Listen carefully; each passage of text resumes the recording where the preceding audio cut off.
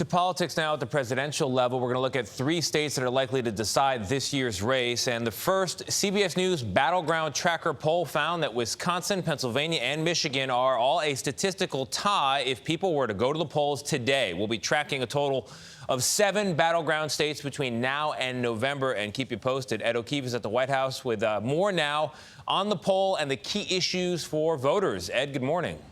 Tony, it is so exciting when we have fresh data like this. And Michigan, Pennsylvania, and Wisconsin are poised to tip the scales and decide who gets to live in this White House next year. And if this first batch of numbers is any indication, we're destined for another tight result.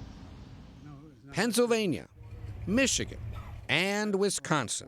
3 states President Biden won in 2020 and hopes he can hold on to this November. But the race is a dead heat, and former President Donald Trump is focused on them as well. You win Michigan, you win the election. Both contenders have been visiting the 3 states often to share their views on the economy. We know the best way to build an economy is from the middle out and the bottom up. We will quickly rebuild the greatest economy in the history of the world. In all 3 states, a whopping 80% of voters say the economy is a major factor in their vote. And Trump has an early edge. In Pennsylvania, only 21% of registered voters say they think they would be financially better off if Mr. Biden won, compared to 47% if Trump returns to office. And more than 60% in the 3 battlegrounds say the economy was good during the Trump administration. Back in 2020, when we asked the same question, only about a third of voters answered that way. The president is trying to remind them. I came to office. Our country was hit by the worst pandemic and economic crisis in a century. Remember the fear and anxiety everybody felt?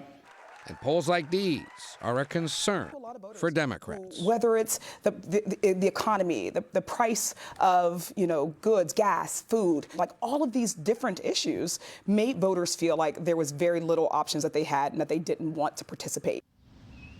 Now, today, Vice President Harris is in Atlanta to kick off a series of events focused on the economy while Donald Trump travels to Wisconsin and Michigan on Wednesday.